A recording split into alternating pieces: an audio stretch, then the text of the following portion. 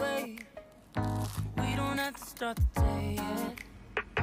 I just wanna stay, even if we run late.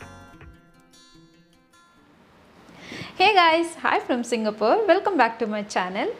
ಇವತ್ತಿನ ವಿಡಿಯೋದಲ್ಲಿ ನಾನು ನನ್ನ ಫ್ರಿಡ್ಜನ್ನು ಯಾವ ರೀತಿ ಕ್ಲೀನ್ ಮಾಡ್ಕೊಳ್ತೀನಿ, ಯಾವ ರೀತಿ ಆರ್ಗನೈಸ್ ಮಾಡ್ತೀನಿ, ಯಾವ ಟಿಪ್ಸ್ ಆ್ಯಂಡ್ ಟ್ರಿಕ್ಸನ್ನು ಯೂಸ್ ಮಾಡ್ತೀನಿ, ಹಾಗೆ ನನ್ನ ಫ್ರಿಡ್ಜಲ್ಲಿ ಏನೇನು ಸ್ಟೋರ್ ಮಾಡಿ ಇಟ್ಕೊಳ್ತೀನಿ ಅಂತ ನಿಮಗೂ ಕೂಡ ತೋರಿಸ್ತೀನಿ.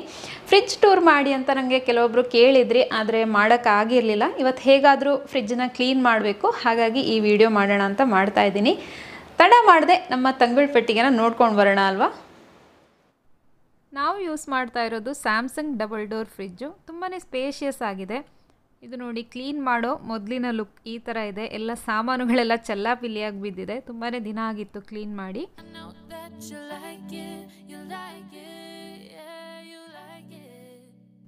ಮೊದಲಿಗೆ ಫ್ರಿಡ್ಜ್ ಒಳಗಿಂದ ಸಾಮಾನೆಲ್ಲ ತೆಗೆದು ಖಾಲಿ ಮಾಡಿ, ನಂತರ ಈ ಥರ ಟ್ರೇಗಳನ್ನು ಕೂಡ ತೆಗೆದು ನೀರಲ್ಲಿ ತೊಳೆದು ಆಮೇಲೆ ಒಣಗಿಸಿ ಮತ್ತೆ ಫಿಕ್ಸ್ ಮಾಡ್ಕೊಳ್ತೀನಿ. ಫ್ರಿಡ್ಜು ಸ್ವಲ್ಪ ಜಾಸ್ತಿನೇ ಗಲೀಜಾಗಿರೋದ್ರಿಂದ ನಾನಿವತ್ತಿಲ್ಲೊಂದು ಮಲ್ಟಿಪರ್ಪಸ್ ಕ್ಲೀನರನ್ನು ಸ್ಪ್ರೇ ಮಾಡ್ಕೊಳ್ತಾ ಇದ್ದೀನಿ. ಇದನ್ನು ಸ್ಪ್ರೇ ಮಾಡಿ ಒಂದು ನಿಮಿಷ ಬಿಟ್ಟು ಒಂದು ಕಿಚನ್ ಟವೆಲ್ ಅಥವಾ ಯಾವುದಾದ್ರೂ ಒಂದು ಬಟ್ಟೆಯಿಂದ ಈ ಥರ ವೈಪ್ ಮಾಡಿದರೆ ಒಂದೇ ವೈಪಲ್ಲಿ ಚೆನ್ನಾಗಿ ಬಂದುಬಿಡುತ್ತೆ ಕೊಳೆ ಎಲ್ಲ. ಅಥವಾ ನಿಮಗೆ ಕ್ಲೀನಿಂಗ್ ಲಿಕ್ವಿಡ್ಸ್ ಯೂಸ್ ಮಾಡೋದು ಇಷ್ಟ ಇಲ್ಲ ಅಂದರೆ ಒಂದು DIY ಕ್ಲೀನಿಂಗ್ ಸೊಲ್ಯೂಷನ್ ಹೇಗೆ ಮಾಡೋದು ಅಂತ ನಿಮ್ಗೆ ತೋರಿಸ್ತೀನಿ.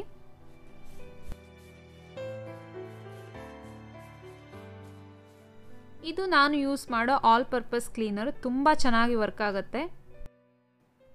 ಇವಾಗ DIY ಲಿಕ್ವಿಡ್ ಹೇಗೆ ಮಾಡೋದು ಅಂತ ನೋಡೋಣ. ಇಲ್ಲಿ ನಾನೊಂದು 1/4 ಕಪ್ ಆಗುವಷ್ಟು ವಿನೆಗರ್ ತೊಗೊಂಡಿದ್ದೀನಿ. ಇದು ಸ್ವಲ್ಪ ಡೈಲ್ಯೂಟೆಡ್ ಇದೆ, ಅದಕ್ಕೆ ನಾನು ಅರ್ಧ ಕಪ್ಪಷ್ಟು ನೀರು ಹಾಕ್ಕೊಳ್ತೀನಿ. ನೀವು ಅರ್ಧ ಕಪ್ ವಿನೆಗರ್ ತೊಗೊಂಡ್ರೆ 1 ಕಪ್ ನೀರು ಹಾಕ್ಕೋಬೋದು. ನಂತರ ನಾನಿಲ್ಲಿ ಒಂದು ಮೈಕ್ರೋಫೈಬರ್ ಬಟ್ಟೆನ ಅದಕ್ಕೆ ಅದ್ದಿ ಹಿಂಡ್ಕೊಂಡು ಈ ಥರ ಫ್ರಿಡ್ಜ್ ಒಳಗಡೆ ಎಲ್ಲ ಒರೆಸ್ತಾ ಇದ್ದೀನಿ. ಇದರಿಂದ ಏನಾದರೂ ಸ್ಮೆಲ್ ಎಲ್ಲ ಇದ್ರೆಲ್ಲ ತುಂಬ ಚೆನ್ನಾಗಿ ಕ್ಲೀನ್ ಆಗುತ್ತೆ. ನೀವು ಈ ಲಿಕ್ವಿಡ್ನ ಒಂದು ಸ್ಪ್ರೇ ಬಾಟಲ್ಗೆ ಹಾಕ್ಕೊಂಡು ಫ್ರಿಡ್ಜ್ ಒಳಗಡೆ ಎಲ್ಲ ಸ್ಪ್ರೇ ಮಾಡಿ ಸ್ಟಾರ್ಟಿಂಗಲ್ಲಿ ಅದನ್ನೇ ಯೂಸ್ ಮಾಡಿ ಕ್ಲೀನ್ ಮಾಡ್ಬೋದು. ನಾನಿವತ್ತು ಫ್ರಿಡ್ಜ್ ತುಂಬ ಗಲೀಜಾಗಿದೆ ಅಂತ ಈ ಮೆಥಡಲ್ಲಿ ಮಾಡಿಲ್ಲ. ಯೂಶ್ವಲಿ ನಾನು ಕೂಡ ಅದನ್ನೇ ಫಾಲೋ ಮಾಡ್ತೀನಿ. ಅಂತೂ clean and fresh fridge ready ಆಯಿತು. ಇನ್ನೇನಿದ್ರೂ ಸಾಮಾನುಗಳನ್ನು ಆರ್ಗನೈಸ್ ಮಾಡೋದು. ಇಲ್ಲಿ ನಾನು ನಿಮಗೆ ಕೆಲವೊಂದು ಮಸ್ಟ್ ಹ್ಯಾವ್ ಫ್ರಿಡ್ಜ್ ಆರ್ಗನೈಸರ್ಸನ್ನು ತೋರಿಸ್ತಾ ಇದ್ದೀನಿ. ನಾನು ಫ್ರಿಡ್ಜ್ ಒಳಗಡೆ ಸಾಮಾನುಗಳನ್ನು ಇಡೋದಕ್ಕೆ ಈ ಥರ ಟ್ರೇಗಳನ್ನು ಯೂಸ್ ಮಾಡ್ತೀನಿ.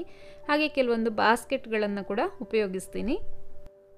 ಈ ಟ್ರೇಗಳು ನಾನು ಆನ್ಲೈನ್ ಪರ್ಚೇಸ್ ಮಾಡಿರೋದು. ನಿಮಗೆ ಅಮೆಝಾನ್, ಫ್ಲಿಪ್ಕಾರ್ಟ್ ಎಲ್ಲದರಲ್ಲೂ ಸಿಗುತ್ತೆ ಇದು. ಹಾಗೆ ಕೆಲವೊಂದು ಫುಡ್ ಗ್ರೇಡ್ ಇರುವಂಥ ಪ್ಲಾಸ್ಟಿಕ್ ಬಾಕ್ಸ್ಗಳನ್ನು ಯೂಸ್ ಮಾಡ್ತೀನಿ. ಇದು ರೆಫ್ರಿಜರೇಟರ್ ಆ್ಯಂಡ್ ಫ್ರೀಝರ್ ಸೇಫ್ ಇರುತ್ತೆ. ಮತ್ತು ತರಕಾರಿಗಳನ್ನು ಹಾಕೋದಕ್ಕೆ ನಾನು ಈ ಥರ ಮೆಶ್ ಬ್ಯಾಗ್ಗಳನ್ನು ತೊಗೊಂಡಿದ್ದೀನಿ. ಇದು ರೀಸೆಂಟಾಗಿಯೇ ಪರ್ಚೇಸ್ ಮಾಡಿರೋದು ನಾನು. ಇದೆಲ್ಲ ವಸ್ತುಗಳು ಇದ್ದರೆ ಮಾತ್ರ ಫ್ರಿಡ್ಜನ್ನು ಆರ್ಗನೈಸ್ ಮಾಡ್ಬೋದು ಅಂತ ಏನಿಲ್ಲ. ಇದೆಲ್ಲ ಇಲ್ಲದೇನೂ ನಾವು ಚೆನ್ನಾಗಿ ಇಟ್ಕೋಬೋದು. ನಾವು ಯಾವ ಥರ ಫ್ರಿಡ್ಜನ್ನು ಆರ್ಗನೈಸ್ ಮಾಡಿ ಇಟ್ಕೊಳ್ತೀವಿ ಅನ್ನೋದ್ರ ಮೇಲೆ ಡಿಪೆಂಡ್ ಆಗುತ್ತಷ್ಟೆ. ಇವಾಗ ನಾನು ಫ್ರಿಡ್ಜನ್ನು ಯಾವ ರೀತಿ ಆರ್ಗನೈಸ್ ಮಾಡ್ತೀನಿ ಅಂತ ತೋರಿಸ್ತೀನಿ. ಮೊದಲಿಗೆ ಕೆಳಗಡೆ ಇರುವ ವೆಜಿಟೇಬಲ್ ಬಾಸ್ಕೆಟಲ್ಲಿ ಒಂದು ಟ್ರೇ ಇಟ್ಟು ಅದ್ರ ಮೇಲೆ ಒಂದು ಟಿಶ್ಯೂ ಹಾಕಿ, ನಂತರ ನಾನು ನಿಂಬೆಹಣ್ಣು, ಶುಂಠಿ, ಆಮೇಲೆ ಟೊಮೆಟೊ ಈ ಥರದ ವಸ್ತುಗಳನ್ನೆಲ್ಲ ಓಪನ್ ಆಗಿ ಇಡ್ತಾ ಇದ್ದೀನಿ.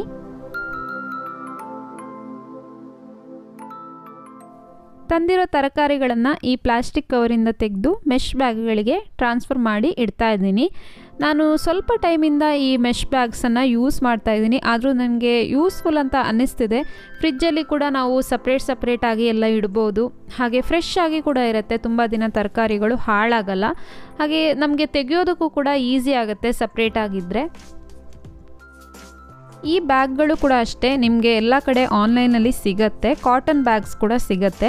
ಇದನ್ನೆಲ್ಲ ನಾವು ತೊಳೆದು ಮತ್ತೆ ರೀಯೂಸ್ ಮಾಡ್ಕೋಬೋದು, ಬಿಸಾಕಬೇಕು ಅಂತ ಇಲ್ಲ. ಈ ಫ್ರಿಡ್ಜಲ್ಲಿ ವೆಜಿಟೇಬಲ್ ಬಾಸ್ಕೆಟ್ ಹತ್ರ ನೋಡಿ ಈ ಥರ ಹ್ಯುಮಿಡಿಟಿ ಕಂಟ್ರೋಲ್ ಮಾಡೋದಕ್ಕೆ ಬಟನ್ ಇದೆ. ವೆಜಿಟೇಬಲ್ಸಿಗೆ ಯಾವತ್ತೂ ನಾವು ಲೋ ಆಗಿ ಇಡಬೇಕು, ಯಾಕಂದರೆ ಹ್ಯುಮಿಡಿಟಿ ಜಾಸ್ತಿ ಆದರೆ ವೆಜಿಟೇಬಲ್ಸ್ ಬೇಗ ಹಾಳಾಗುತ್ತೆ.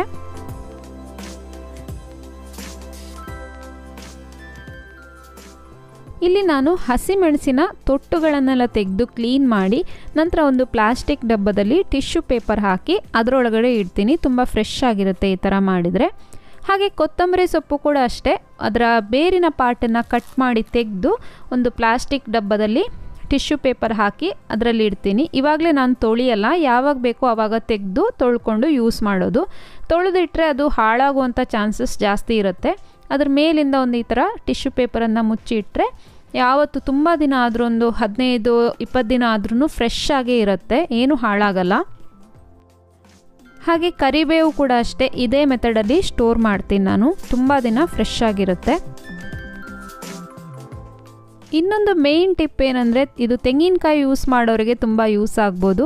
ನೀವು ಒಡೆದಿರೋ ಕಾಯಿ ಅಥವಾ ಸ್ವಲ್ಪ ತುರಿದು ಇಟ್ಟಿರೋಂತಹ ತೆಂಗಿನಕಾಯಿ ಇದ್ದರೆ ಈ ಥರ ಒಂದು ಕವರಲ್ಲಿ, ಒಂದು ಚಿಕ್ಕ ಕವರಲ್ಲಿ ಹಾಕಿ ಅದನ್ನು ಜಸ್ಟ್ ಹೀಗೆ ಕಟ್ಟಿಡಿ. ತುಂಬ ಫ್ರೆಶ್ ಆಗಿರುತ್ತೆ ಕಾಯಿ, ಒಣಗಲ್ಲ. ಫ್ರಿಜ್ಜಲ್ಲಿ ಇಟ್ಟರೆ ಕೂಡ ತುಂಬ ಫ್ರೆಶ್ ಆಗಿಯೇ ಇರುತ್ತೆ.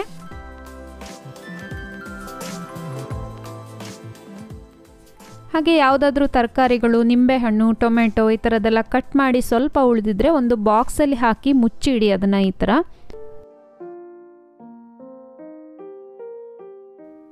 ಮತ್ತು ಯಾವುದಾದ್ರೂ ನಿಮ್ಮ ಹತ್ರ ಲೆಫ್ಟ್ ಓವರ್ ಫುಡ್ ಇದ್ದರೆ, ಮಿಕ್ಕಿದ ಆಹಾರಗಳಿದ್ದರೆ ಅದನ್ನು ಒಂದು ಬಾಕ್ಸ್ ಅಥವಾ ಒಂದು ಪಾತ್ರೆಯಲ್ಲಿ ಹಾಕಿ ಒಂದು ತಟ್ಟೆ ಆದರೂ ಮುಚ್ಚಿಡಿ. ಫ್ರಿಜ್ಜಲ್ಲಿ ಇಡೋವಾಗ ಹಾಗೆ ಇಡಬೇಡಿ, ಓಪನ್ ಆಗಿ ಮುಚ್ಚಿಡೋದು ತುಂಬ ಒಳ್ಳೆಯದು.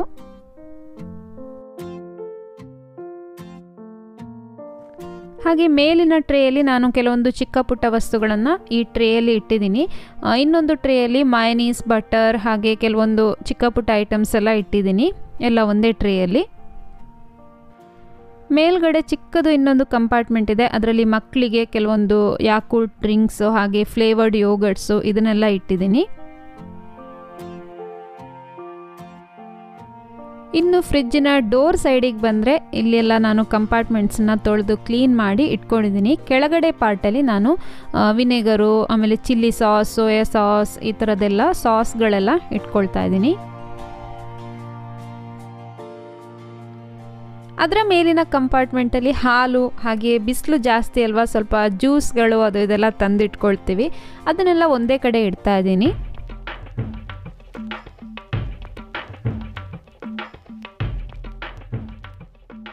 ಅದ್ರ ಮೇಲೆ ಇನ್ನೊಂದು ಚಿಕ್ಕ ಕಂಪಾರ್ಟ್ಮೆಂಟಲ್ಲಿ ಉಪ್ಪಿನಕಾಯಿಗಳು, ಇದು ನಾನು ಮನೆಯಲ್ಲೇ ಮಾಡಿದಂಥ ಉಪ್ಪಿನಕಾಯಿ, ಸ್ವಲ್ಪ ಮಸಾಲೆ ಕೂಡ ಉಳಿದಿತ್ತು, ಅದನ್ನು ಕೂಡ ಇಟ್ಟಿದ್ದೀನಿ. ಈ ಗ್ಲಾಸ್ ಜಾರ್ಸ್ ಎಲ್ಲ ನಾನು ಯಾವುದಾದ್ರೂ ಜಾಮ್ಗಳು, ಉಪ್ಪಿನಕಾಯಿ ಇದೆಲ್ಲ ತರ್ತೀವಲ್ಲ ಅದೆಲ್ಲ ಉಳಿದಿದ್ದನ್ನು ತೊಳೆದಿಟ್ಕೊಂಡು ಯೂಸ್ ಮಾಡ್ತೀನಿ. ಮತ್ತು ಹಾಗೆ ಇಲ್ಲಿ ಸ್ವಲ್ಪ ಸ್ವೀಟ್ ಕೈಂಡ್ ಅಂದರೆ ಕೋಕೋನಟ್ ಲಡ್ಡು ಈ ಥರ ಏನಾದರೂ ಚಿಕ್ಕ ಚಿಕ್ಕ ಸ್ವೀಟ್ಗಳು ತಿನ್ನಬೇಕಂತ ಕ್ರೇವಿಂಗ್ಸ್ ಆದಾಗ ತಿನ್ನೋದಕ್ಕೆ ತಂದಿಟ್ಕೊಳ್ತೀವಿ. ಒಮ್ಮೊಮ್ಮೆ ಊಟ ಮಾಡಿದ ತಕ್ಷಣ ಏನಾದರೂ ಸ್ವೀಟ್ ತಿನ್ನಬೇಕು ಅನ್ನಿಸ್ದಾಗ ಚಾಕ್ಲೇಟ್ ಎಲ್ಲ ತಿನ್ನೋ ಬದಲು ಇದನ್ನು ತಿನ್ಬೋದು.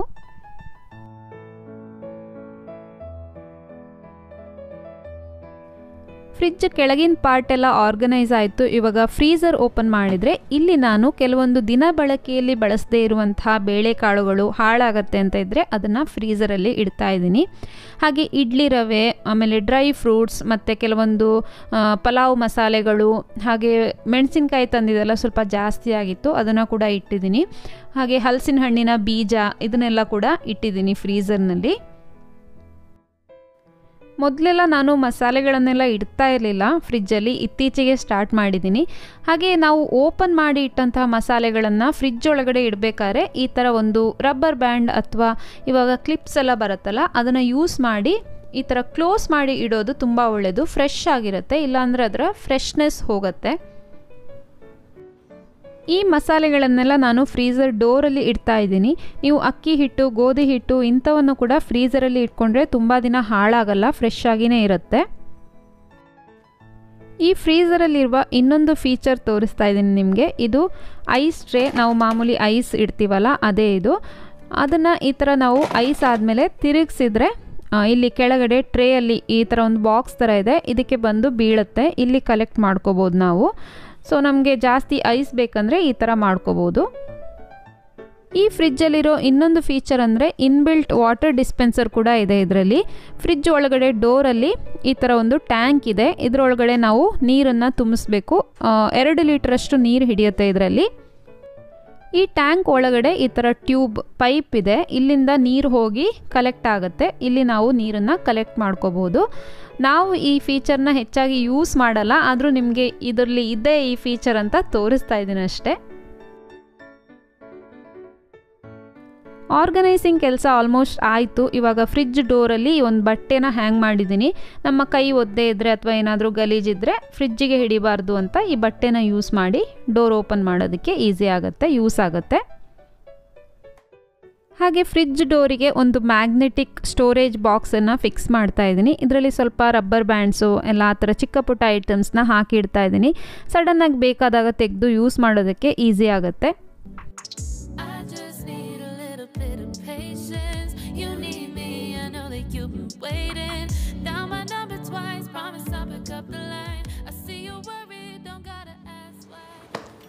ನೋಡ್ಕೊಂಬಂದ್ರಲ್ವ ನಾನು ಫ್ರಿಡ್ಜ್ ಒಳಗಡೆ ಯಾವ ರೀತಿ ವಸ್ತುಗಳನ್ನು ಆರ್ಗನೈಸ್ ಮಾಡಿ ಇಟ್ಟಿದ್ದೀನಿ ಅಂತ. ಫ್ರಿಡ್ಜ್ ಯಾವಾಗಲೂ ಒಂದು ಸ್ವಲ್ಪ ಖಾಲಿನೇ ಇರುತ್ತೆ. ನಾನು ಆದಷ್ಟು ಮನೆಯಲ್ಲಿ ಮಾಡಿರೋ ಅಡುಗೆಗಳನ್ನು ಫ್ರಿಡ್ಜ್ ಒಳಗಡೆ ಇಡಲ್ಲ. ಹಾಗಂತ ಹೇಳಿ ಇಡೋದೇ ಇಲ್ಲ ಅಂತೂ ಏನಿಲ್ಲ, ಏನಾದರೂ ಸ್ವಲ್ಪ ಎಲ್ಲ ಉಳಿದ್ರೆ ಅದನ್ನು ಫ್ರಿಡ್ಜಲ್ಲಿಟ್ಟು ನೆಕ್ಸ್ಟ್ ಡೇ ಊಟ ಮಾಡ್ತೀವಿ. ದೋಸೆ ಹಿಟ್ಟು ಇಂಥದನ್ನೆಲ್ಲ ಇಡ್ತೀನಿ. ಮತ್ತು ಒಂದು ವಾರಕ್ಕಾಗುವಷ್ಟು ಮಾಡಿ ಇಟ್ಟು ಅದನ್ನು ಬಿಸಿ ಮಾಡಿ ಊಟ ಮಾಡುವಂಥ ಅಭ್ಯಾಸ ಎಲ್ಲ ಇಲ್ಲ.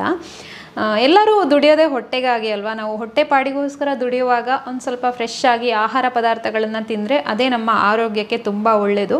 ಇವಾಗಿನ ಕಾಲದಲ್ಲಿ ನಾವು ತಿನ್ನುವಂಥ ಎಲ್ಲ ಆಹಾರ ಪದಾರ್ಥಗಳು ಕೂಡ ಹೆಲ್ದಿ ಅಂತ ಹೇಳೋಕ್ಕಾಗಲ್ಲ. ಅಂಥದ್ರಲ್ಲಿ ಅದನ್ನು ಫ್ರಿಜ್ಜಲ್ಲಿಟ್ಟು ತಿನ್ನೋದು ಒಳ್ಳೆಯದಲ್ಲ ಅಂತ ನನ್ನ ಒಂದು ಅಭಿಪ್ರಾಯ.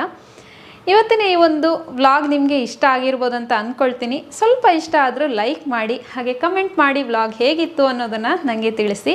ಇಷ್ಟ ಆಯಿತಾ ಇಲ್ವಾ ಅಂತ ತಿಳಿಸಿ. ಚಾನೆಲ್ನ ಫಸ್ಟ್ ಟೈಮ್ ನೋಡ್ತಾ ಇದ್ದರೆ ಪ್ಲೀಸ್ ಸಬ್ಸ್ಕ್ರೈಬ್ ಮಾಡಿ, ಸಪೋರ್ಟ್ ಮಾಡಿ. ಮತ್ತು ಇನ್ನೊಂದು ಒಳ್ಳೆ ವಿಡಿಯೋ ಜೊತೆ ಸಿಗ್ತೀನಿ. ಬಾಯ್ ಬಾಯ್, ಟೇಕ್ ಕೇರ್.